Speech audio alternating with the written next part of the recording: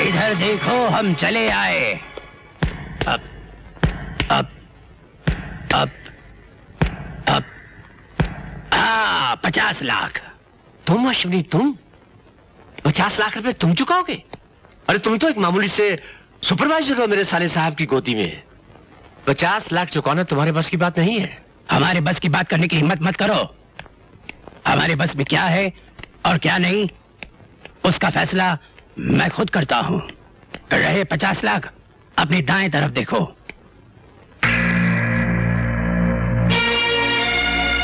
शोभराज, तुम और तुम्हारा सेठ सुमन नगर खरीद कर वहां न जाने क्या क्या धंधे शुरू करवाना चाहते थे। वहां मेरी गोदी में काम करने वाले मजदूर बसते हैं, इसीलिए मैं चाहता था कि मजदूरों का कोई लीडर ही इस जमीन की बोली लगाए।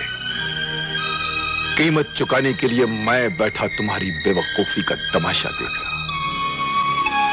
तो अब तुम अपनी मौत का तमाशा देखोगे। अब ये रिवॉल्वर हमारी जेब में आराम की नींद सोएगा और तुम ये बॉल लो और सुमन नगर पार जाकर गेंद बल्ला खेलो। बल्ला तुम्हें वहां खेलते हुए बच्चों से मिल जाएगा।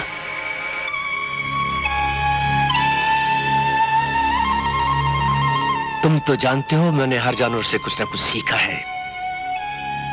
भेड़िए से मैंने एक आदत सीखी है, वो हमेशा अपने शिकार की घात में रहता है, मौका देखकर उस पर हमला कर देता है। मुझे भी ऐसे ही मौके का इंतजार रहेगा। तुम्हारे इंतजार का मेरे पास एक ही जवाब है। आइए सेठ जी।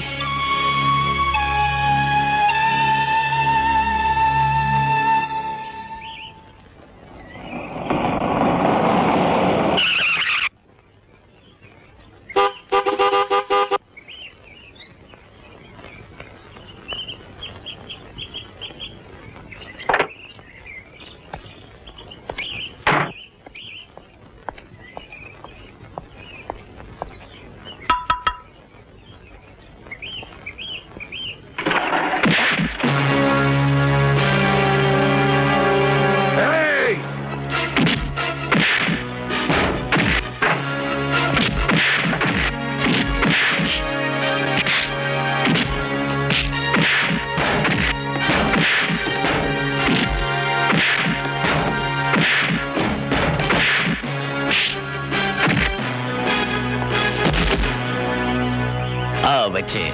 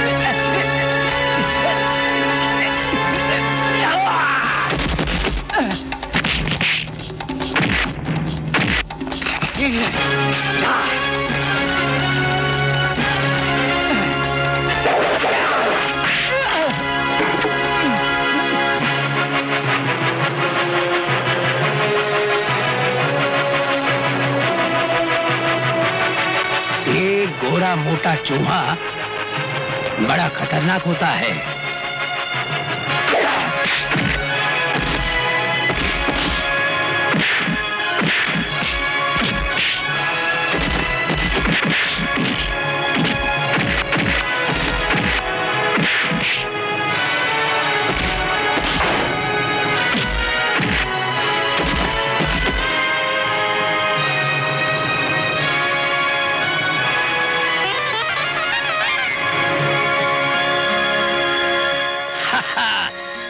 जाने चले।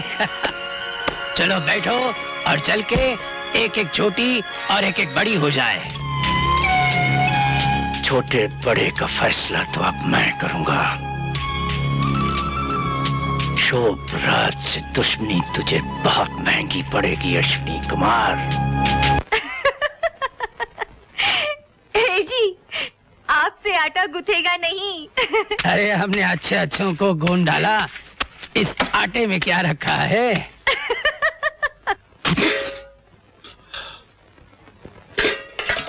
अरे यही तो वक्त होता है हम मर्दों को अपनी बीवी की सेवा करने का। ये नहीं मानेंगे। अरे महारानी, तू भी क्या याद करेगी कि खाना बनाया है? मेरी उंगली जल गई थी मालूम है? लो चख के देखो तो, चटपटा है कि नहीं? मैं कितनी खुशनसीब हूँ जो मुझे आप जैसा पति मिला। अरे जानी, देखो प्यार क्या क्या करवाता है। आज हम रसोइया बन गए, रसोइया। अच्छा देखो, इस बार जोर लगाना ताकि लड़की पैदा हो। हमारी जिंदगी में एक ही तो कमी है, सिर्फ एक बच्ची की, वो आनी चाहिए जरूर। हाँ जरा सांस रोके रखो, इस बार लड़की ही आएगी अपनी यहाँ। हाँ, लड़की आएगी? अरे उछल को सुनाई दे रहा है, मालूम होता है जरूर लड़की आएगी। ये बड़े होके बड़ी शरारती होगी, तुम देख लेना। आप ही की तरह। ये परिवार का सुख भी नसीब वालों को ही मिलता है।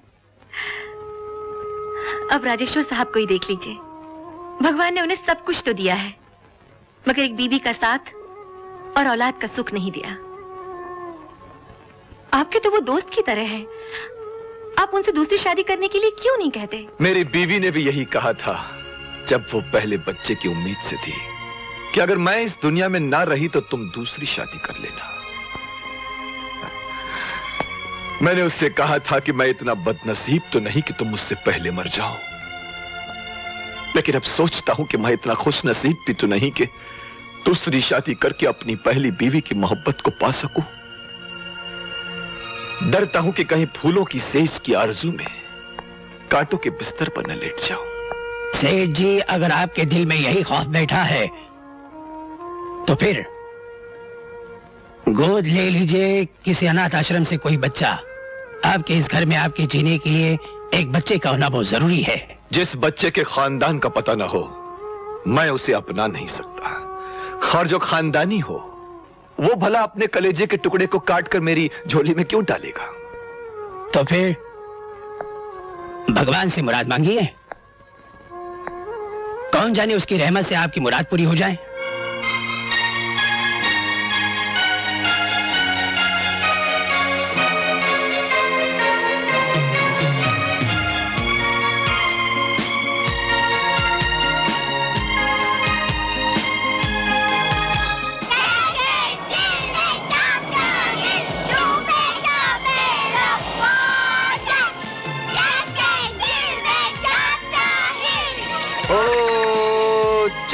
स्कूल आ गया, उतरो, उतरने की तैयारी करो सब लोग। Come on, one by one, come on.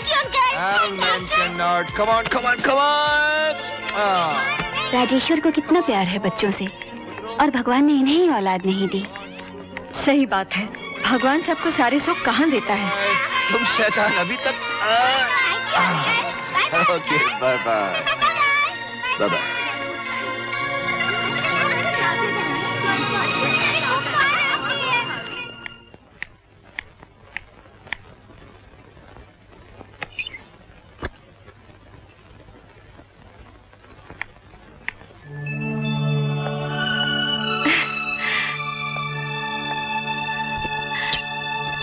सुनो जी, आपको एक बच्ची की आरज़ू थी ना, आपकी मुराद पूरी हो गई। एक फूल सा बेटा और अब एक बेटी, मुझे जीते जी स्वर्ग मिल गया। आज मैं बहुत खुश हूँ। राजेश्वर बाबू, अश्विनी की यहाँ बेटी पैदा हुई है। अच्छा,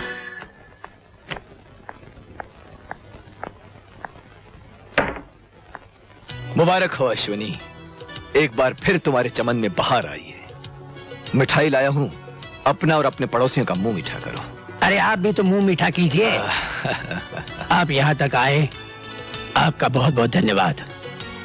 कुछ इंसान बड़े खुदगर्ज होते हैं अश्विनी, और आज जो मैं ये चलकर तुम्हारे घर आया हूं तो इसमें भी मेरी एक गर्ज छुपी हुई है। मुझ जैसा मामूली इंसान जिसे आपने हमेशा अपना करीबी दोस्त समझा, उसके लिए इससे बड़ी खुशनसीबी क्या हो सकती है कि वो आप जैसे दोस्त की गर्ज पूरी कर सके। याद है अश्विनी, एक बार तुमने कहा था ये दुनिया भगवान के मानने वालों से खाली नहीं।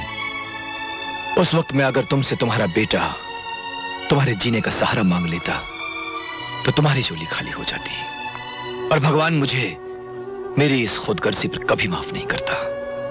दोस्ती और भगवान दोनों एक ही तो हैं सेठ जी।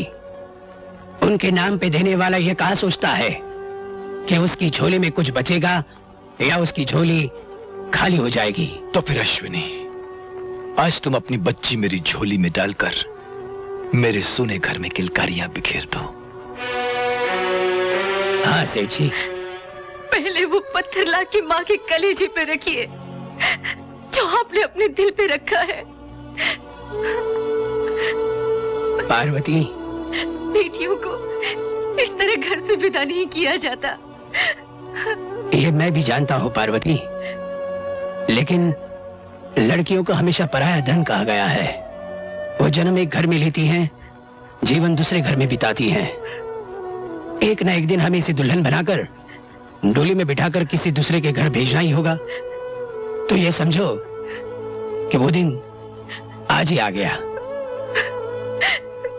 ठीक है, अगर भगवान की यही मर्जी है तो मुझे अपने अरमान पूरे कर लेने दीजिए।